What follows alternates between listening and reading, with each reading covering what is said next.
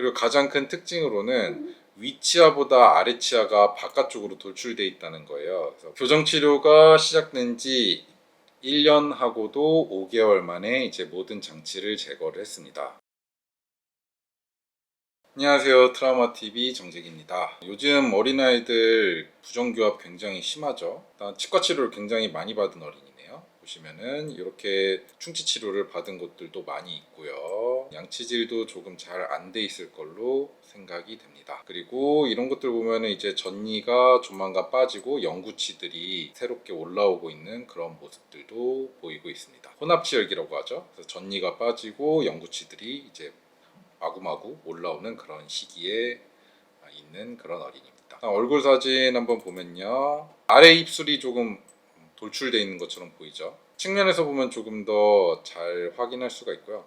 윗입술에 비해서 아랫입술이 조금 더 돌출되어 있는 걸 볼 수 있습니다. 아래 입술이 현저하게 앞쪽으로 튀어나온 걸 봤을 때 아래턱이 윗턱보다 좀 많이 발달한 그런 경우가 아닌가 예상을 해볼 수 있습니다. 치아 사진을 보면요, 일단 양치질이 굉장히 안 되고 있는 모습이 보입니다. 그래서 치아 표면에 치태가 뿌옇게 껴 있는데 양치하는 습관을 좀 개선할 필요가 있어 보입니다. 그리고 가장 큰 특징으로는 위치아보다 아래치아가 바깥쪽으로 돌출되어 있다는 거예요. 그래서 보통 윗니가 아랫니보다 바깥쪽으로 돌출이 돼 있어야 되는데, 해당 환자 같은 경우는 아래치아가 윗치아보다 전방으로 나오면서 상당히 길게 자라 있는 모습, 측면에서 보면 조금 더 명확하게 알 수 있습니다. 교환면 사진이고요. 치아들의 공간이 굉장히 촘촘한 거를 볼 수가 있어요. 이렇게 치아 사이에 공간이 없이 촘촘한 경우에 영구치가 나오면서 이가 삐뚤게 나올 가능성이 굉장히 높은 상황이라고 볼 수 있습니다. 그리고 이런 상황을 더욱 가속화시키는 거는 치아 사이 충치예요. 이렇게 이 사이에 충치가 있으면 뒤에 있는 치아들이 앞쪽으로 전방 이동을 하게 됩니다. 치아는 서로 이제 맞부딪히려는 성질이 있기 때문에 앞쪽 치아가 이렇게 사이즈가 작아지면, 충치 때문에 이렇게 후천적으로 사이즈가 작아지면 뒤에 있는 어금니들은 앞쪽으로 전방 이동을 하면서 향후 영구치들이 나올 때 공간이 굉장히 부족하게 되죠. 그러면 당연히 치아는 삐뚤빼뚤하게 나올 수밖에 없습니다. 정상적인 위치에서 이가 나올 수가 없게 되고요. 아래쪽 같은 경우엔 벌써 공간 부족 때문에 치열이 삐뚤빼뚤한 것이 확인이 되고요. 환자 같은 경우는 이제 고쳐야 될 점이 많이 있습니다. 일단 이 치열궁이라고 하죠. 이 턱뼈, 치아가 있어야 될 턱뼈의 사이즈가 너무 작아서 치아가 나올 충분한 공간이 없다라는 거거든요. 그래서 이것을 해결하기 위해 턱뼈의 사이즈를 조금 더 확장시키는 그런 치료가 필요할 것 같고요. 그리고 반대 교합, 윗치아가 아랫치아보다 전방으로 나올 수 있게끔 이렇게 유도를 해줘야지 뒤에 앞으로 나올 영구치들이 제대로 된 위치로 나올 수 있도록 유도를 해줄 수 있습니다. 그래서 연쇄적으로 문제가 복잡해지기 때문에 첫 단추가 잘못 끼워져 있다면 이 첫 단추를 빠르게 풀고 새롭게 좋은 위치에다가 첫 단추를 꿰어줘야만 그 다음부터 순서대로 단추들을 원하는 위치에 제대로 끼울 수가 있겠죠. 여러 가지 장치가 필요했습니다. 일단 첫 번째로 위턱에 있는 치아들을 교환면을 띄워줘야 돼요. 그래서 치아가 완전히 맞다물려 있으면은 이 위치아가 아래치아보다 바깥쪽으로 나올 수가 없게 되거든요. 아래치아에 가로막혀서 나올 수가 없기 때문에 이런 구강 외의 장치를 통해서 교합을 띄워 놓은 다음에 위 앞니들이 아래 앞니들보다 바깥쪽으로 나올 수 있도록 그렇게 유도를 해줘야 됩니다. 턱뼈가 굉장히 작았잖아요. 그래서 이 턱뼈를 벌려주기 위해서 이런 장치가 추가가 돼야 됩니다.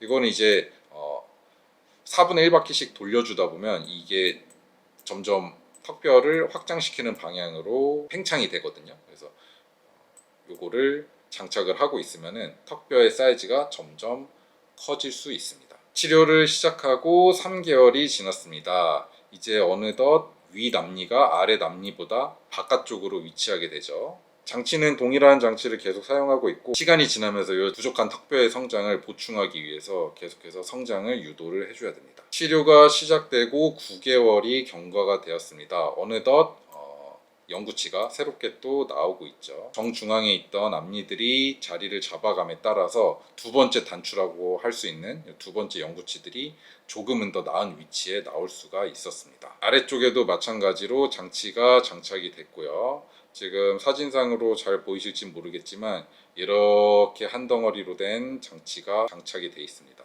지금 위턱뿐만이 아니라 아래턱에서도 지금 성장이 부족하기 때문에 여기 있는 확장 장치, T조궁을 확장시키는 그런 장치가 들어가 있습니다. 시간이 지나면서 돌리는 부분을 조금씩 돌려주면은 이 장치가 팽창을 하면서 턱뼈의 성장을 촉진을 시켜주죠. 그리고 그거와 동시에 이런 페이스 마스크라고 하는 구강외 장치도 사용을 해야 됩니다. 보시면은 여기 이제 고무줄이 연결되어 있는 걸 볼 수가 있는데 이 이마와 턱끝에 고정을 하고 그리고 위턱뼈에 연결된 그 장치에다가 고무줄을 걸어줘서 위턱뼈가 전방으로 이동할 수 있도록 유도를 하고 있습니다. 아무래도 이런 장치를 잘 사용을 하려면 아이들이 혼자서 자라기를 기대하는 것은 굉장히 어렵거든요. 그래서 어린이 교정 치료 같은 경우에는 부모님의 역할이 굉장히 중요하다고 할 수 있습니다.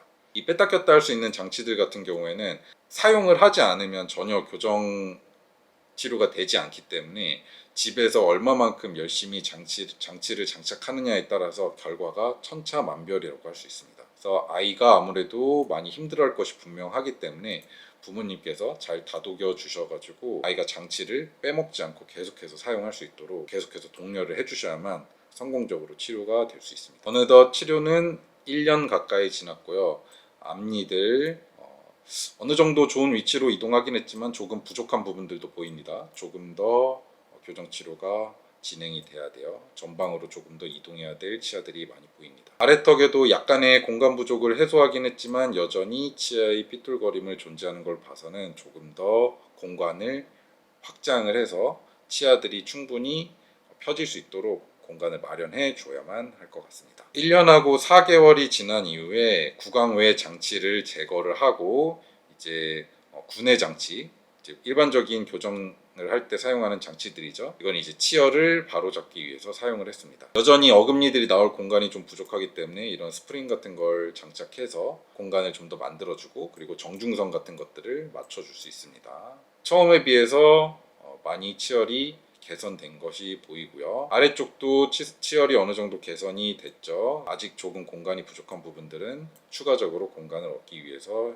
이런 스프링 같은 거를 장착을 했습니다. 교정 치료가 시작된 지 1년하고도 5개월 만에 이제 모든 장치를 제거를 했습니다. 어느 정도 치열이 개선이 되긴 했지만 이런 것들이 향후 나옴에 따라서 다시 이제 부정교합이 재발할 수 있기 때문에 계속적인 정기 관찰이 필요하고 필요하다면 또 성인이 됐을 때 2차 교정을 진행할 수도 있을 것 같습니다. 치열은 많이 개선이 됐지만 여전히 공간 부족이 조금씩은 눈에 띄는 그런 상황입니다. 선을 이었는데 그때는 처음에 시작할 때는 아랫입술이 바깥쪽으로 굉장히 크게 돌출이 돼 있었는데 지금은 어느 정도 많이 교정이 되어 있는 그런 사진입니다. 그래서 이제 어린이 교정 같은 경우에는 부모님들께서 상당히 고민을 많이 하시는 경우가 많아요. 왜냐하면 이게 성인이 됐을 때 또 2차적으로 교정이 필요하다라는 그런 이야기를 들으시면은 결국엔 나중에 할 건데 왜 지금 하나 이렇게 생각을 하실 수 있는데 일단 어린이 교정만으로 교정 치료가 완전히 끝나는 친구들도 분명히 있고요. 그리고 2차 교정을 하게 된다 하더라도 처음에 이렇게 어린이 교정을 해놓고 나서 2차 교정을 하는 것과 처음부터 2차 교정을 하는 것은 굉장히 큰 치료 과정과 결과의 차이가 있습니다. 그래서 비록 2차 교정이 필요한 경우라 할지라도 어린이 교정 치료는 하시는 게 저는 실보다는 득이 더 많다고 생각하는 경우였습니다. 설명 들어주셔서 감사하고요. 다음 시간에 더 좋은 케이스로 인사드리겠습니다. 감사합니다.